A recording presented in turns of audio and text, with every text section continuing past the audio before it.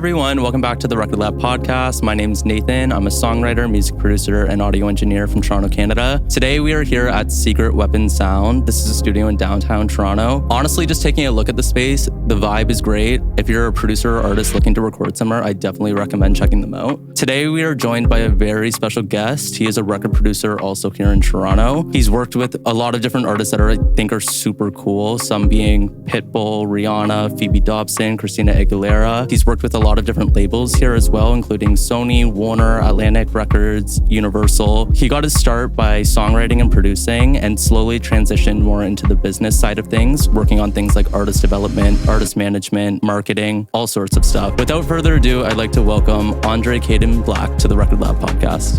Thanks, Nathan. Thank you so much for being here. I'm so glad we're finally doing this. It's been in the works for a while, and I'm glad we're talking.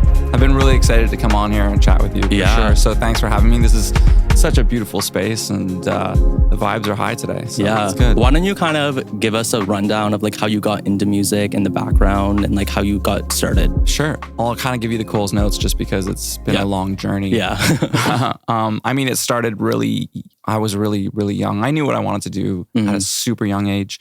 I mean, I was playing in bands when I was like 12 years old. Wow. I played my first show when I was 12 years old. We had rocks thrown at us and it was amazing. It was really bad. But you know, since then, playing in bands, it was the 90s. So it was like, you know, if you loved music, that's what you did. Yeah. You know, I ended up auditioning for a band that was a little bit more ahead.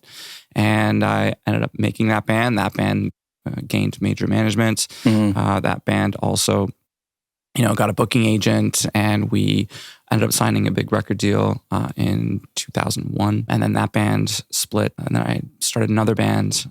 That band ended up getting a really big record deal in Asia.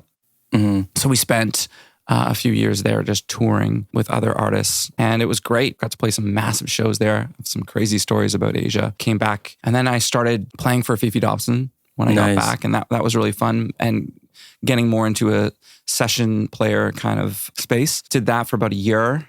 And then after that, I started getting into more songwriting with Chris Smith Management and their team, and helping them develop their artists. From there, started getting into production. Worked out of Metalworks for a pretty long time, producing bands, in the box.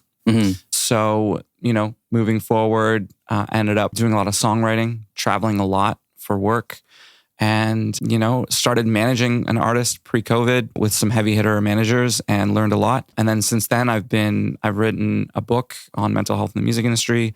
I've developed a masterclass on songwriting, and I'm just trying to educate as many young artists as possible, just like I was when I was younger. Yeah, that's honestly great. Like, especially that you're taking into account like the mentorship that I feel like a lot of people, especially like young artists coming up, like in their like early, like, or like late teens, early 20s, need that sense of like guidance almost. Because a lot of people, now that music is so accessible, like you can just make it on a laptop or like at home, that a lot of people don't know where to go from there, which I think in this episode we can really touch on how important that business side is when it comes to music. And I'm glad that there is someone like you out there that's like providing that mentorship for people who need it. Thank you. There's a lot of outlets for people to find information online, but when you have so much information, it's hard to know which information is legitimate and which information isn't legitimate. And look, there's no way to just become a successful musician. Just like with a doctor, you go to school, you do this course and whatever, you come out a doctor. But when it comes to the entertainment industry, specifically the music industry, it's challenging because everyone's on their own journey, and there's no one way to make a good income in this industry. So, but if you know certain things, it will help you along the way. Going into like the songwriting of it all, was your start with that? Did you write on your own when you were in the bands like when you were growing up? Or was that more of when you joined, like working for the management team, you learned and developed your skills doing that? Honestly, like by the time I was like 13, I think I've written over 100 songs on my own. Yeah. So like I had like a binder. This is pre-digital. A binder with just stack of just songs that I've written. And to be honest with you, the way that I started writing songs at a very early age was just mimicking my idols. Yeah. You know? Me too. Like Nirvana, okay, verse, chorus, verse. And in the 90s, it was like quiet verse, loud chorus, quiet verse, Yeah. loud chorus, and it was very structured. Oasis was a massive influence for me. Mhm. I learned a lot when it came to, quality of lyrics and structure and all that kind of stuff. So yeah, at a young age, I accumulated a very large catalog. And then from there, it just kind of evolved and grew. And Yeah, that's a smart way to look at it. Honestly, like if anyone's listening, like with songwriting, if you want to start songwriting, that's something I did as well. It's like you analyze the song and like you said, there's like verse, chorus, verse, and then you start replicating that. And then your songwriting techniques become a lot better. Because like even when I get into a session, I'm always like, I come up with the melody right away. I'm like, this could be a really cool pre, rather than just like trying to fit it in somewhere. It's like, this is a pre idea. Then 100%. someone else will be like, oh, I have a verse idea. And then it's almost like building the pieces of a puzzle together. And it turns out being a really cool record at the end of the day. 100%. I have to tell all the songwriters out there, if you want to grow exponentially and very quickly, the best way to do that is to write with as many different artists as possible. Yeah. That will really teach you other ways of writing. It'll teach you how to work with other egos and work with other ideas and stuff like that. And I learned a lot co-writing, Me too. Yeah. So that for me, I felt was the quickest way to grow as a writer. Especially too, I find if you're like stuck on something, like there's been so many times where I'm trying to write something, I can't think of anything, whether it's like a beat or just a song I've been working on, can't write anything. Bring it to a co-writer that I'm with in the session. They'll come up with a melody. Instantly, I'm thinking of other melodies and lyrics now. So sometimes all you need is that extra like support from a co-writer to really elevate the song yourself. 100%. And I feel like a lot of artists might be forcing ideas out because, a lot of people ask me like, well, how do you come up with ideas if you're hitting a wall? And I have to tell people at the end of the day, I think it's just about being quiet and just kind of silencing your mind and letting ideas come to you. Yeah. Because I feel like people are constantly trying to, reach for ideas. And I think you need to try just sitting in silence and just letting those ideas come to you. I feel like sometimes if you're in the right frequency or you're in the right mindset and you're in a quiet space, that's when the gold comes. Because that's the reason why a lot of people get great ideas in bed. Yeah. They get up, they're like, oh my God, that's an amazing idea. And they have to write it down, right? And it just comes with the silence and just kind of being quiet and letting ideas come to you. Yeah. I find that all the time. Like I'll be in bed, it's like 12 a.m. and I'm like, this is sick. And I'll voice note an idea or something. Or sometimes I even get up and start making beats from scratch because I'm like, I feel just like really creative right now. And just having an outlet to do that, I think is really important as well. Silence is powerful. Yeah. Like honestly, I feel like songs whisper before they shout. Yeah. So I urge every songwriter out there, if you haven't just, if you're having an off day, just meditate, just sit in silence and let those ideas come to you. Yeah. Getting into like the producing side of things, just to touch on it, like how did you find yourself starting to produce after writing for so long? Well, at first, I think it was a financial decision.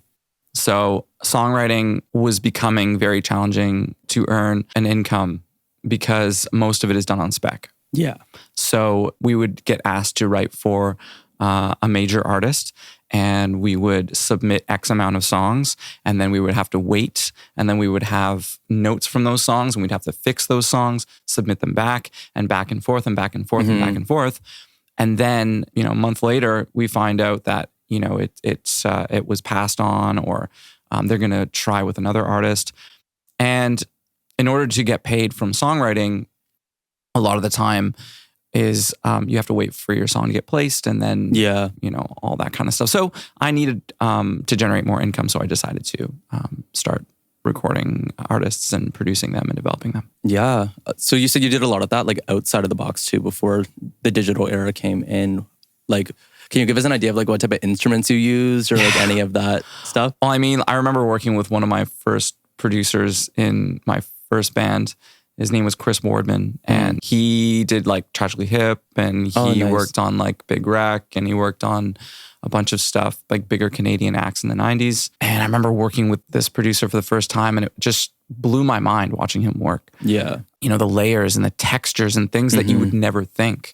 Yeah. But pre In the Box was crazy because we didn't have plugins that we could use. So you had to play the part or have someone come in and play an instrument that you wanted. So there was a lot more musicianship involved, but it was great. You know? Yeah, I'm starting to try to, even in my own productions, get a lot more involved, doing the outside of the box stuff too, with playing instruments and just using almost that mindset. I watched this video, I think it's called Tape Notes. It was with Lorde on her new album and Jimmy Stack as her producer. Cool. And the way he does things is like he'll play like the analog gear, route it through preamps, compressors, get that sound, and then paste it into Logic and then start cutting it up and then like using that analog equipment while also mixing a little bit of like, he was like Decapitator by Sound Toys and start really playing with it to get the right sound. And I think it's cool knowing how to do both, like with that hybrid approach, which I think is I think you need to learn how to do both in this day and age to be at the top of your game. Yeah, for sure. You know, and I meet with many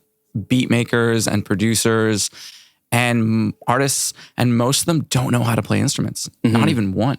Yeah. So I urge artists out there, go and learn as many instruments as possible. It's just going to set you apart from the rest of the pack. It's never been an easier time to stand out than now. Yeah. Honestly. And that goes for not just music. I think that goes for many occupations out there, to be honest with you.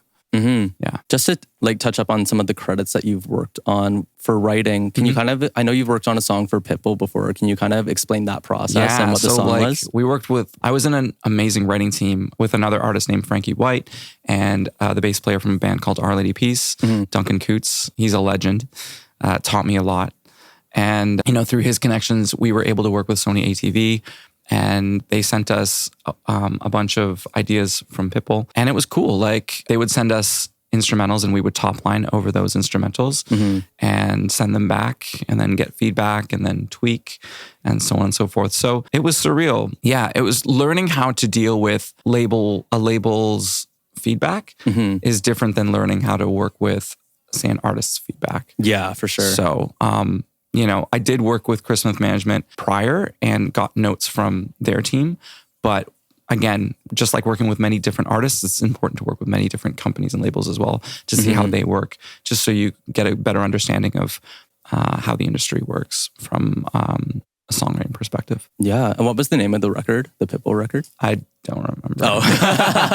It was years ago. And I don't even know if any of those songs made any cuts, but it was an amazing experience, man. Yeah. It was an amazing experience. One that really elevated my craft. So yeah. And I know you also worked on a song with Rihanna. It was the same era. Yeah. So it was the same era. It was let's write for someone, let's do this, let's pitch, it was let's do all that. Rihanna had that piano ballad out. What was it called? Ooh, Unfaithful? No, the video was her in a bathtub. Stay. Yes, it was Stay. And it was around that time. And we wanted to kind of recreate that vibe. And it was cool. We wrote a few really, really, really good bangers. Yeah. So it was fun. Yeah, that was a good Rihanna era. I loved it. Was a good era in that era. Yeah. Yeah. Yeah. I agree. Kind of moving into more of like the business side when it comes to music. I think that's a really important subject to touch on. How did you find yourself moving from the songwriting and the top lining and the producing, going into more of the artist development side and working with A&Rs and getting involved in that? Yeah. So I had heavy artist development training when I was an up and coming artist, because in the 90s and early 2000s, that's just what you did. And I find that nowadays artist development is rare. Yeah. So when I started working with Chris Smith's team, they would send me artists that I would work with consecutively for months. And within that, you know, I feel like artist development came natural. One amazing artist that I got to work with was Francesco Yates, such a talented artist. I started working with him when he was 14 years old. Wow. Okay. So he signed his major management deal at 13 years old. And, you know, everybody in the scene was like, oh, this new Francesco kid, you know, he sounds like Michael Jackson. He's just a crazy singer. He's going to be the next Bieber. And I was just fortunate enough to be, you know, the producer that got to help develop him and write with him. And he ended up being very successful as everyone knows, the song Sugar. Yeah. 11 times platinum. So, and he's still doing his thing. He just dropped an amazing R&B record. So yeah, so that's kind of how I went from producing to developing, is just working more in depth with artists. Yeah. And I wanted to bring that to my own production. So, when I work with an artist, it's not just, okay, bring your song, we're going to track it at the studio. It's bring your catalog, let's sit down, let's go through the writing, let's go through the structure, let's go through the melodies and make sure it makes sense. Let's demo it. Let's live with it for a little while. And then when we're happy, let's track some vocals to it. Yeah. And then kind of build it from there and just take it slow. Yeah, I think that's a really important part of the industry to touch on too. We were kind of talking about it earlier, but like when an artist comes out, let's say with an album, the artist, a lot of the time I find, isn't solely responsible for choosing what songs get put out and what doesn't get put out. Like a lot of it has to do with like a record producer or a label and then all that stuff. Based on your experience, do you want to kind of like talk on that, of how you've been involved in decision making? Yeah, like honestly, I try not to meddle with the artist's vision. As a younger producer, ego would get in the way and I would want the songs that I thought were strong on the records. But as I matured, I understand that these artists have to live with their art their whole lives. And I'm only kind of a chapter in their journey. So for me, it's really important that the artist really fulfills their vision. I don't think there's a right and wrong way. There are songs that I might like better, or there might be some decisions or roads that lead to something that I would prefer in a mix or a song being chosen. But at the end of the day, I really, really hold high respect for the artists that I work with when it comes to their vision and what they want to see their art look like or sound like. Yeah. So I really value that a lot. Yeah. Moving into more of like, because as we've talked about before, with music being so accessible in today's time, a lot of artists are independent artists. Can you kind of explain like the importance of building relationships with labels and kind of that process and what it was like for you? Absolutely. A lot of artists approach me and they ask me, I have so many songs and they're not getting picked up. How do I level up in that way? And what you said earlier was networking. Yeah. That's number one. Go out there, connect with producers, connect with, labels, connect with even TikTok influencers that are on the up. Yeah. And just make relationships. Artists seem to think that songs that are placed happen in fancy meetings, like, big label meetings with like 15 people at a boardroom making decisions. It doesn't work that way. Yeah. It works when you reach out to the right person at the right time with the right song. Yeah. And that's really how it works. There's no fancy meeting. Yeah. So, and when you start understanding that, it makes it easier to network and understand the process. When it comes to like independent artists and stuff, do you think their like journey should be that they only drop singles, or do you think it's like reasonable for them to also drop albums as well? Because I know that's a topic going around. Yeah, it is. We're in a singles like world right now. And I think singles are great. I think singles help artists develop a following. Yeah. I think it's a great way for the audience to understand what they're listening to and sample, right? Sample the artist's style and brand. But I think albums and full lengths are very, very important because once you obtain that following, when you release a record, you're giving a bigger storybook, you're showcasing more of your art. Yeah. And I think that's really important. I think the best way to do it as an artist is to do both. So you release, a few singles, and then after a while, when you gain that following, you can release a full length and you can add a couple of those singles that you released in the past with new ones.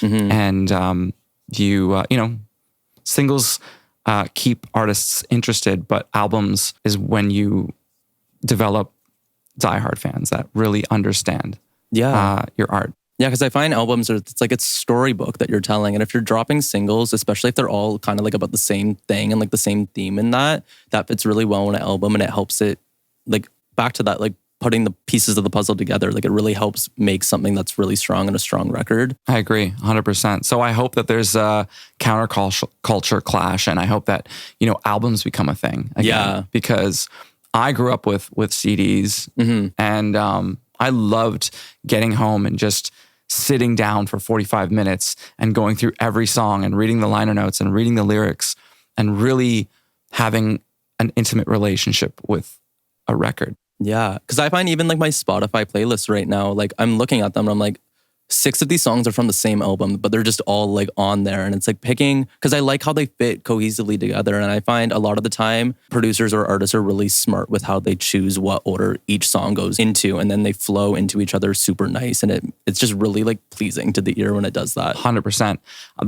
The how we listen to music has changed so much. I think genres are slowly dying because of the way we're listening to music. We listen to music these days based on emotion. So, chill vibes or like, whatever the playlist is called. And we're getting away from, listening to, who do you want to listen to? Oh, put a Nirvana record on. Yeah. Oh no, like what kind of mood are you into? I don't know. I'm kind of into like something upbeat. Yeah. Okay, cool. We look for that playlist. And now we kind of gauge our musical tastes on emotion rather than artists. For sure. Even like just looking at pop music in general, like seeing pop music 10 years ago versus what it is now has shifted so much. And then if you take 10 years after that, it's like it shifted so much. So much. The different genres going into like play and everything. And that's honestly a big reason why I do like making pop music, is because it's like there's still pop elements of things that you need to do, but I find songwriting now has become so important in pop music as well, because as much as it needs to be catchy, then writing also needs to be good too, I find. Absolutely.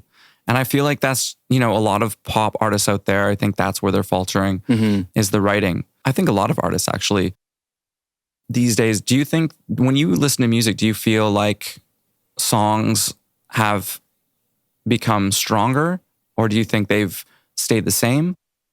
I mean, that's a good question. Yeah.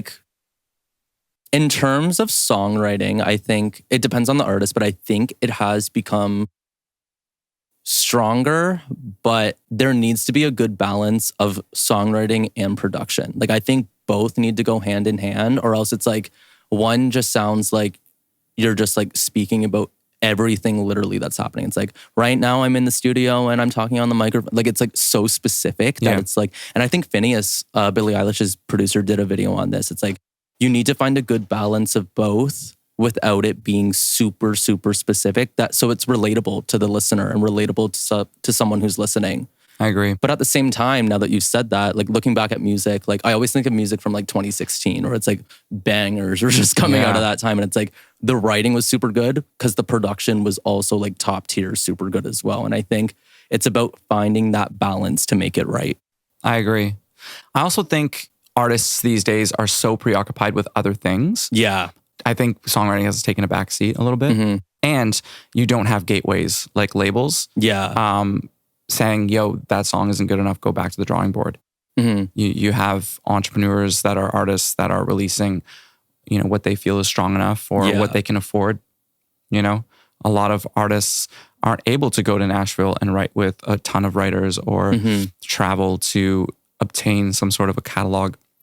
And that's why, I always preach that young artists should be co-writing with other young artists. For sure. And that's how strong musical communities are made, is through collaboration. Yeah, 100%. Like something I always do when I'm on Spotify, no matter what it is, I think I do it for every song I listen to. I'm immediately going to like the song credits, because then I'm trying to find who produced this, like who's a co-writer. And then I'll go on Genius and then find like their page. I'm like, oh, they've written this song. I love that song. Oh, they've written this song. I like it. And then kind of finding the inspirations of that. It's like, I really like this person's writing style. How can I learn from that as a producer and a writer? And then going and experimenting with the songs that they've written. Because I find a lot of the time, I'll look at a song and I'm like, oh, the production's great. Who produced this? And I'm like, shout out Jasper Harris. Like he's produced a lot of my favorite songs. So then I'm learning when a song comes on, what are his techniques? What does he do for this to make it sound like this and that? Same with writers. There's a lot out there. Like who's another good one that I find that is on like every song I listen to? Like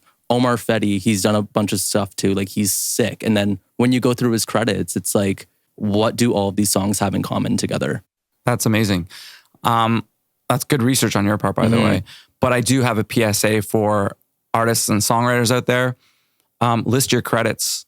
This is something that I feel like is missed. Yeah. Because I do the same thing. I'm like, oh, who produced this? And then I go to the credits, it's empty. Or there's like one name and I'm like, cool. So that's the songwriter. Did they produce this? Like, what's going on? When it says produced by blank. Yeah. I'm like, someone produced this for sure. I just don't know who it is. Yeah. So PSA to artists, please list your credits. I mean, that's really how producers make a name for themselves. And it happens to everybody. Yeah. I think that's super important. Getting into like on the same topic of like rights and everything and like ownership and stuff. Do you think, or can you kind of give us like your 2 cents on like the importance of like owning your masters and publishing rights? Absolutely. I think master ownership is one of the most important topics to be spoken about. We were talking about Prince earlier. Yeah. And let's talk about Prince because Prince is, in my opinion, one of the most interesting, one of the most talented, and one of the most influential artists of our time. And he was big on the masters thing. For sure. What was his quote? If you don't own your masters own you. That was a quote that he said. And he went through a lot of problems with his label Warner. He wanted to regain his control of his back catalog and Warner was not letting that happen. So he ended up changing his name from Prince to just a love symbol. Yeah. And a lot of the press didn't know how to pronounce that. So they just called him the artist formerly known as Prince. He would show up at performances with the word slave written on his face. Wow. Just to, showcase his independence from his label. And it was, show his identity. And then in 2014, he ended up signing a new landmark deal with his label, which regained his the ownership of his masters. But he went on and tried to inspire as many young artists as possible to understand that you need to own your work. And a lot of artists listened. Jay-Z was one of the first ones who started advocating for that. Pharrell Williams is currently a very big advocate when it comes to master ownership. Prince did more than just that. Being a guitar player, a lot of people ask me, like, who do you think is the best guitarist? And my answer is always the same. It's Prince. Yeah. Some people... He's a legend. He's a legend. Like some people say Slash or Jimmy Page or, whoever. But to me, it's Prince. When I see that guy play, it's insane. And he was just a special artist. He was also a master in art and commerce. Oh, wow. Yeah, like I didn't know that. I remember when Musicology came out, he did a world tour playing these massive stadiums. And he included his CD, his sale of a CD for every single ticket. And that was so clever because he ended up staying on the charts for months. So much so as Billboard had to change the rules. Yeah. So I think that was genius on his part. He was always good at thinking creatively on how to make money or how to get to that next level.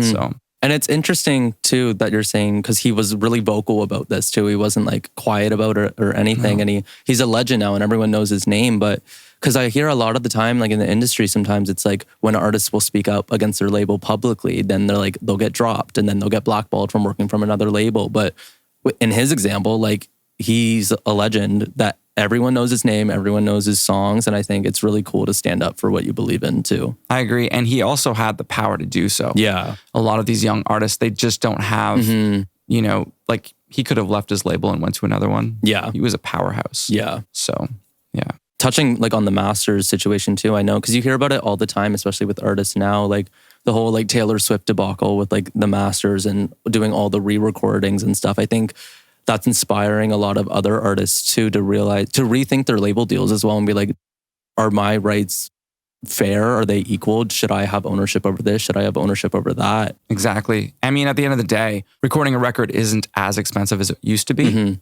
I think artists should be paying for their own record. Yeah. And really finding ways to own their own masters because, once you sign a deal, the first thing is the advance and then the recording budget. And if you read the fine print in the contract, 9 times out of 10, they're owning a big chunk of that. So. Yeah, for sure. Another like addition to that as well is, we talked about this earlier, but like the whole like deal with the girl group Fifth Harmony, when they first came out, they were on X Factor as like teens. So like 15, 16, like didn't know anything about the industry. They got signed to their label and then their management like split was just not good. So, because a lot of people I know one of the members spoke up about it, but they were asking like, oh, you're probably rich. You have songs with billions of streams on them and everything. Like, no, because they weren't allowed to write their own songs. So like all the credits on that song, like their song Work From Home has like, I think like 1.52 billion streams, but no writer credits on it, no master credits on it. So it's like, you're not going to make hardly any money on that besides being a performing artist. Exactly. Did you watch the Backstreet Boys documentary? I didn't know. I should get into that. You need to watch that. It'll blow your mind. I'm not going to spoil it for you, but they went through the same thing. It was watch that documentary.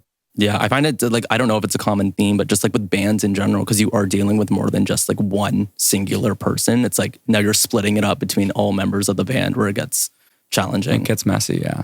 Moving on to back to like kind of the independent artist route and stuff with streaming and stuff. Do you think that streaming has helped independent artists come out further by releasing music, having it more accessible? Yeah, I do. I think there's pros and cons to everything. So there's always a trade-off, as Thomas Sowell would say. There's always a trade-off when it comes to making decisions. Yeah. So streaming is absolutely incredible when it comes to reach. I think having platforms like Spotify, and look, there are a lot of flaws with that system, but it's given artists more power to showcase their work internationally. For sure. So, you know, when I was growing up, you had physical copies of your record and you had to sell them at shows. Like there was no other way unless you got a major distribution deal. And even if you got that, people would have to go to a record store and seek out your record. Yeah. So it was very challenging to be heard, like let alone in Germany or Japan. Like there's no way, like there's just no way that a band or artist in the 90s would be able to have that sort of reach as today. So I think streaming has really helped a lot of artists in that way. Yeah. I saw something really cool on Instagram kind of on the same topic. This one girl, she's releasing a new single and she bought like 100 iPods, like little iPods from like the early 2000s, uploaded her songs on them, got like a cheap pair of headphones for each one and is going and like taping them on like poles, like where you'd typically put a poster and it's like, listen to my song. And then people can just take the iPod and listen to it. And it's like, I saw, cause I don't even know how much those go for now, but she had like hundreds of them and she's uploading all her songs on it. And that's like cool. Her market. Yeah. I was like, that's sick. Like, I don't know why anyone hasn't thought of that like sooner. I feel like that's genius. Yeah. Cause it's bringing back like those early days of like MP3 players and like the iPod Nanos and everything before being able just to go search up someone's name on Spotify. Yeah, and record stores would have like little listening pods. Yeah. Where you could go in and they'd have like 10 records or CDs and you could just put headphones on in an isolated room and listen to them and see if you'd like to buy it. Yeah. And I thought that was really, really cool. Like when that concept dropped as a kid, I was like, this is amazing. Because how many times have I purchased a CD, been really excited about the 2 singles I heard on the radio, got home and listened to it and it was just garbage. Yeah. You know, and it's like, awesome. I spent, you know, $30, which was a lot of money to a teenager back then, on a CD that only 2 songs were great. Yeah. I have really early memories of doing that at like Chapters, like when it was still around, of just going there like into like the study hall area and they had like the little CD players and you just play and listen. Like, those were fun times. Now it's like, search on Spotify, just play it, and then you play it on your phone. It's so easily and if you don't have Spotify, you can always find it on YouTube as well. Yeah, exactly. Moving into the topic, I know we were talking about it before, of like artists' relationships with like fans almost, and because I know a lot of the time it's being brought up, like especially in today's time where it's like political opinions and stuff. Like, do you think an artist should have to speak on that, or do you think that's their private business? Yeah, I mean, look, politics has been such a hot button topic lately. I think since COVID, everyone's kind of paying more attention to politics. Yeah. And I don't think it's always wise to bring up politics as an artist. For sure. And my reasoning for this is because I think music should bring people together. And I think when you start bringing politics into the fold, it will create a divide. Yeah. You're going to alienate half of your listeners. And I went to the Oasis concert last week and it was incredible. 50, 60,000 people singing Don't Look Back in Anger together. Yeah. That's what music is all about. It's about fans want to listen to music to escape. Yeah. They want to be happy. They want to develop a soundtrack for their life. And when you start bringing politics into the situation, it just turns into a debate at that point. For sure. And Elvis, there's a clip of Elvis online being asked the same question. And he's like, hey man, I'm just an entertainer. Yeah. You know, and I think that brings focus back to the music, which is really, really important. So I think most musicians should probably just stick with their art form and just kind of stay chill when it comes to political debates or stances. That's something I always say to my friends is like with an artist, I'm just like, there's some of them where I'm just like, shut up and sing. Yeah. Like literally like you're there to do that. Yeah. Please just sing. Cause I find in our society, a lot of the times people say like, if you're not speaking on it, that means they support it or whatever. And it's like, no, it just means they make music and that's their job. Like if they didn't and stuff like that, it's like, what difference does that make to the actual like art form that they're doing? Because I find a lot of it probably transpires to from like the parasocial relationships with fan bases and everything. It's like they put them so high on a pedestal that it's like they need to be this and that. And when it doesn't align with them, it's like, then they'll stop listening to them. When it's like, but did you stop listening to them because of the art or because of like the artist? And that's where it's hard because that topic is a really difficult one of like separating the art from the artist. It's hard. Yeah. I mean, like there are artists out there who are politically, and look, if anyone knows me well, they know that I love talking about politics. Yeah. I love it. Like if you look at my podcast list, it's like self-help, sports, and like global political. Yeah. You know, you know, so, but I do like, there are artists out there that share their political views, and it's challenging for me to like separate that. Yeah, for sure. You know, there are bands that I like loved as a kid that I just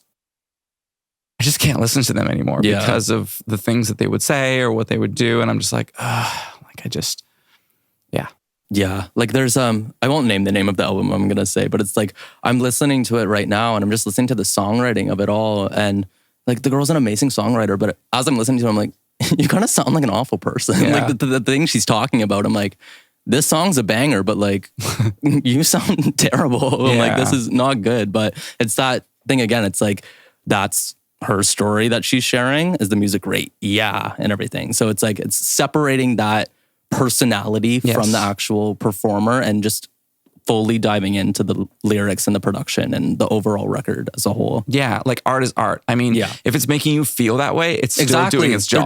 They're doing it right. I think that's something so important. It's like, if music makes you feel something, you can listen to a song and say, this is awful.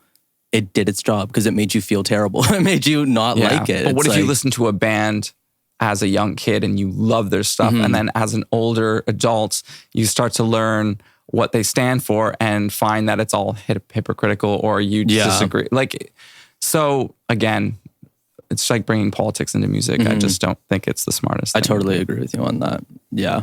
Shut up and sing. If you heard it here, much. Just do what you enjoy doing. And look, like if you want to talk politics, that's your call. I'm not saying there should be rules. I'm very libertarian on everything. So, you know, if you want to talk politics and be a political band, go for it. But if your, you know, goal is to accumulate a large fan base of all sorts of different types of people, you may want to rethink your choice. Yeah, I do think like if they want to speak on it, they can, but I feel like be prepared for repercussions of that. 100%. And people change.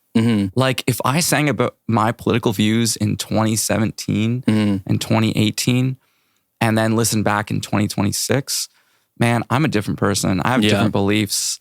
It would be a very regretful scenario for me. So, and that's like so true because it's like when you put that out there publicly, it's like some people may not be like, but back in 2017 you said this, where it's like compared to if you didn't say anything at all, because your opinion may change then and may be totally different. Then it's like people are enjoying your music and like you said, bringing together that community. Because I think having that fan base is so important because it brings a lot of people together and makes people feel things that are a lot of the times like in a good way. I agree. Leave the politics to the politicians, you know? Yeah. No, the community aspect too is like so cool. Like last week, for example, last Tuesday, I got like last minute like 2 hours before tickets to go see Tate McRae at Scotiabank. Wow. I didn't have anyone to go with. I was like, you know what? I listened to her album all of last year. I've listened to her music for a while. I'm going to go. Did you go solo? I did. Nice. It was my first solo concert, first concert ever, really. And I was like, you know what? I like the music. Because who knows in years' time if like they're going to tour that album again or they're going to do that. I was like, this music was like my top listen to this year.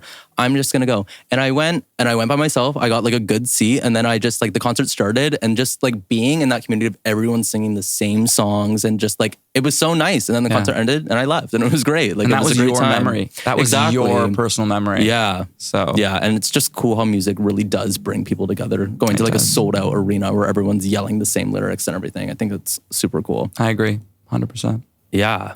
I know we talked about a little bit earlier, just like on the topic of like the Grammys and stuff. Cause I know a lot of artists, like their mingles, like I want to win like 5 Grammys and they're going for that. Do you think awards are like what they used to be back in, let's say like the early 2010s? Yeah. I mean, let's go back even earlier, like to the 80s. Yeah. 90s. This is kind of a loaded question. But I'll try to answer it with facts and data. But I don't think young artists really care much about these award shows anymore. I mean, words talk, numbers scream. Let's go through the numbers. In the 80s, the Grammy Awards viewership was 50, 60 million. Now, the Grammys viewership, I think, is around 14 million. Yeah. Which is a massive drop. In 2021, their viewership hit 8 million or 9 million, something along the lines. And that is a massive drop from 50. Yeah. And the reason I think is simple. I don't think young fans want to sit through a 3-hour broadcast. For sure. When they can just go on TikTok and watch Olivia Rodrigo perform live and that will get 20 million hits in 24 hours. Yeah. That's one reason. I think culturally, young fans have a problem with the Grammys, especially after The Weeknd's snub. Having After Hours being one of the biggest records of the decade and it not getting nominated for a single award. I think a lot of young fans were like, well, if they can't recognize, you know, an artist like that, then why am I bothering? You know, maybe they're just out of touch culturally. Yeah. And I think, you know, winning a Grammy might look really good on paper still. But I think what fans really appreciate are sold out shows, viral videos, you know, streaming numbers, things like that. And I think that's the thermometer for young fans when it comes to how well an artist is doing. And it's not necessarily the Grammy award or a shiny award. Yeah, because I find, because like a lot of other award shows, they are like opinions based, like they're voted. Whether they're like rigged or not, it's like the audience still has like an input on it compared to like when it's like to the Academy's deciding who's getting these awards and stuff. And I think, honestly, like based on the stuff I've seen from the past 5 years about the Grammys, I find like no one's happy no matter what. Someone's going to have an opinion on it, whether or not if someone wins, it's going to be like, this person deserved to win this. And I just find that almost like toxic culture now that social media has gotten into of like putting every single opinion you have into something. It's like, it's taken a lot of the credibility away because a lot of young artists will hear one thing that someone else said and be like, you're right, I don't agree with that, rather than just like sitting down and watching the ceremony and just like talking with like your friends or family who are like with you. And I think that has lost its sense a little bit. I agree. And I also think the Grammys used to be like a celebration of music, whereas now I just feel like it's just a bunch of industry people going to a party. And it's like a competition more than anything. That no one's really crashing anymore. Yeah, for sure. I know we talked about mentorship is like really important. In a hypothetical like situation, just to like paint the picture, like let's say there's an artist who has they're a singer-songwriter, they have like a lot of songs written, they could sing really well, super talented, and they come to you asking for like advice, like I really want to make music and like record records and work with producers and put my music out there and hopefully like grow up to be like a like superstar or whatever. What are like the first like initial steps or like checks that you would do first before agreeing to work with them? Okay, so a new artist approaching me? Yeah. Okay, so for me, it comes down more so to how much does this artist want it? you know? And are they easy to work with? Yeah, for sure. So in my early days as a producer, I would always be chasing, you know, the artists and wanting to work with the artists that are on the up, that I felt, you know, could elevate my name as a producer. But throughout the years, I found that the best music comes from the teams that have the best energy within the circle. Yeah, for sure. So working with artists who know what they want, artists who are open to ideas, that leave their ego at the door. Those are some of the traits that I first look for when it comes to selecting artists to work with, and their long-term and short-term goals. That's one question I love to ask artists, you know, and if they align with our teams. Talent, I look for talent, obviously, and songs. Yeah. But at the end of the day, I think it's more, are we going to gel as a team? Yeah. Yeah. Yeah, for sure. When the artists, like, when they get past those initial stages with you and it gets down to like producing and marketing and all of that, because I know in today's time, like a lot of these independent artists now, or even artists signed to labels, are responsible solely for marketing themselves and creating content and doing all of that stuff. Like, what is almost your opinion on how that has changed in the industry? Do you think it like benefits the artists more because they get to have a platform to use their own voice and speak? Or do you think there's like a struggle with that? I think both. I mean, there's definitely a struggle because most artists, present company included, we're not great. Like we didn't go to school for marketing. Yeah, for sure. And it really sucks to see sometimes because in this current new industry, and I feel like you need to be, you don't have to be a full-time entrepreneur, but you have to think like one. For sure. You have to think like one. And when it comes down to it, I think music is only really 20% of the game. I think the other 70 or 80 is branding. I think it's marketing. I think it's connection with fans. I think it's, those types of things. And a lot of artists aren't built for that. Yeah. So you have these musicians that are dropping amazing music, but they don't know where to start when it comes to marketing. And then you've got the flip side where you have artists that aren't that great, but they're amazing at marketing and branding. And, so I think you have to find that happy balance between the two. But people need to understand that, like, if your career is like a car, I would say the engine is the music. And without the engine, you can't really go anywhere.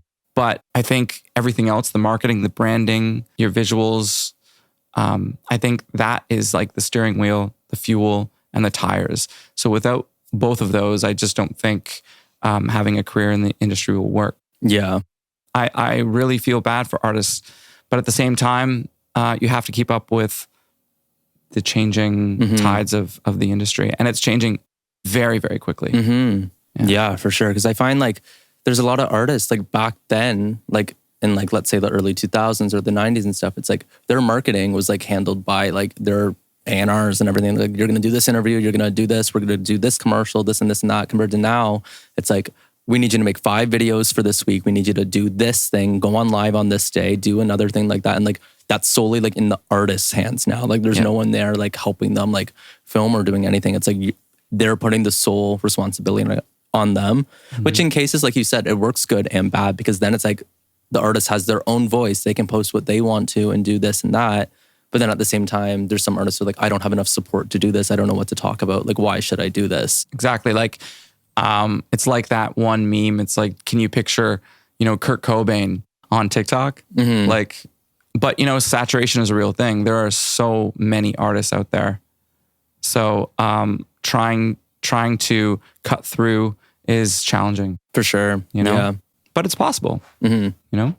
Yeah. It's just, you have to look at making money in different ways than we used to, brand deals, sync deals, all sorts of really cool stuff that you can get your hands dirty in and make some money. I also find too, like quality content is really important too. That's something I'm learning myself too, is like rather than like quantity and like 5 reels a week, fine. Here's 5 reels of me doing like literally nothing compared to like if you're taking the time and putting the effort into making like a good reel and stuff. Like that girl I was saying about like the iPods, I was like, that really drew my attention. That was so smart and so clever, and like that blew up because it was a good idea and that was good content because no one else is doing anything like that. Agreed. And in a way it gives you, even if your sole purpose is music, back to like that entrepreneur like mindset, you got to think outside the box of how can I promote this now in a way that no one else has. And I think that's something that a lot of newer artists too, and current artists, I think like need to learn how to do. 100%. I agree with that 100%. When it comes to the topic of like artists like unionizing together against working with labels and working independently, because I find a lot of the time like some people hear the stuff about working with labels and like the bad stories that go into it and they don't want to do it. But at the same time, there's good stories with labels and stuff. So do you think artists should stick together when it comes to that stuff? Yeah, I mean, unionizing is creating a union, I think would be a good thing for artists. The way I see it right now is if all musicians were on a team, I feel like they're just playing alone right now. Yeah. And they're not making any money from streaming. AI is coming extremely quick right now, and the market is going to be flooded with fake music and fake artists. And I think artists need a leader or a coach to step up and say, hey, to the labels and Spotify, we want better royalties. We want transparency when it comes to where our money's being distributed. I think those are really important. And if we have a union to fight for artists, I think it would be a step in the right direction. Putting regulations on how many songs are released with AI. It's all about promoting human creation. And I'm really surprised there hasn't been one developed yet. But looking to the future with where we're going as an industry, I think we need some sort of unity or union to help us keep our rights in place. For sure. Yeah. Even going back to like the discussion earlier about like the Spotify and like the song credits and like all that stuff, like I feel like that should be one of the main like requirements to do. Like you can't upload something unless you're going to say who wrote this and produced it as well, because I agree. That's so important. Like you could just put it out there. Like at least if you're going to lie about it, say you did it or whatever. Don't just leave it blank, because then it's like no one knows who it is. Like, so I think it should be really important to, when you're uploading it to on Spotify specifically or Apple Music or any streaming platform, to put that on. Because like I find a lot of the time like DistroKid, if you're using that or like any of the other ones, like, and you put it in, sometimes it goes on one platform, sometimes it doesn't go on the other, or they get jumbled and like mixed up, and it's like it can be really misleading. So I think individually on each platform, if there's a way to put credits in, I think that's super helpful for artists. I think it's a great idea. Writers and producers. I think it's a great idea. Yeah. I think I read an article or I read a comment on a video, and someone had a really cool idea about how to make more money with streaming. And one of the comments was artists should just upload half of their song to Spotify and then fade it out halfway through the chorus, and then provide a link to where the listener can actually go to the website and listen to, multiple songs or listen to the whole song. And maybe you can attract them by giving them, an extra video or behind the scenes. Yeah. But I thought that was a really clever way of using the system against itself and trying to bring more royalty to the artist. And they would have to work through a phone. It would have to be easy. It would have to be like one button, you can't like log in or anything like that. It would have to be super easy. But I thought that was pretty cool, like pretty creative way of shifting listeners to your website. Yeah, that kind of reminds me of, it's similar to when like an artist in their song will like hint at this, like a snippet of like the next song that they're releasing, especially when it comes to singles and stuff. Like I find a lot of the times, like at the end of the song, you'll hear something else, or it's like another song will start to fade in, but it stops. Oh yeah. And then that keeps the listeners on the edge of their seat. Like, I want this next song. Like, this sounds really good. And it's like, it's keeping that engagement. Yeah, it's brilliant. And I think a lot of new artists need to think creatively on how to do that, other ways of doing it. Yeah. So, yeah. Kind of like to wrap up the podcast heading into the end of it. Like, what would you say is your biggest piece of advice you'd give to some artists who are struggling more with, okay, they have songs ready, they're mixed and mastered, recorded, everything, but now it's like, what do they do with them to get them heard and get them seen, and like working with, whether they want to work with a label or work independently, what would you say those steps would look like? Well, I'll give you a bunch of really great ideas that you can think about, but every artist has different goals. Yeah. So it's hard to pinpoint what one artist should do, but playing live, I think, is very important. Yeah. I don't think enough artists have a live show. I don't think enough artists play the circuit. I don't think enough artists really promote themselves from that perspective. And I think it's really important to promote yourself in that perspective because, in my opinion, that's where you gain real fans. For sure. Is giving them a cerebral experience that they've never had before. So when you go to a show, I know so many bands that I've fell in love with just by seeing them live. And I'll always love them because we shared this connection, this energy. Yeah. So I think one big piece of advice for new artists is get out there, create a set, play your local bars and clubs and venues, and really embrace being a live performer. Yeah. You know? And I don't think a lot of artists do that.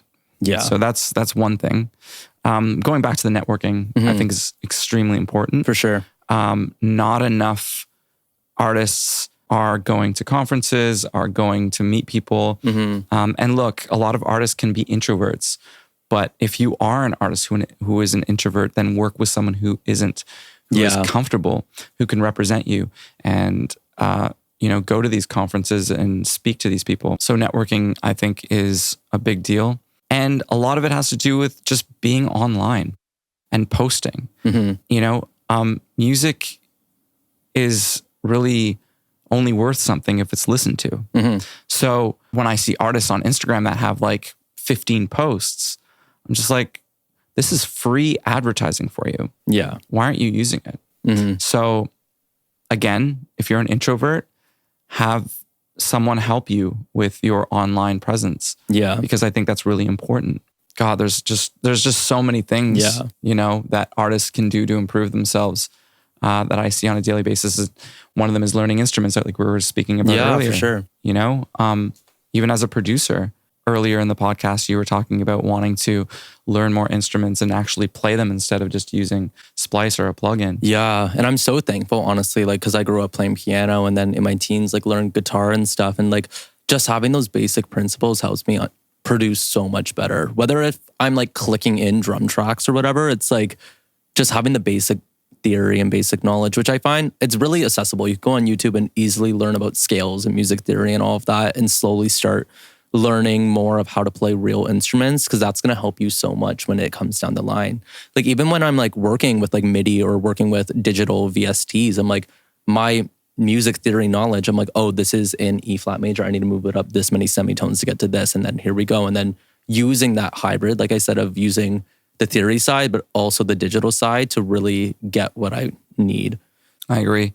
Also practicing. For sure. Practice is so important. And look, I understand we live in an age where distraction is just so relevant. But put your phone down and practice your scales. Yeah. That is a big deal. That's what's going to get you better. God, I thank the universe that I didn't grow up in this day and age because I would be so distracted with screens.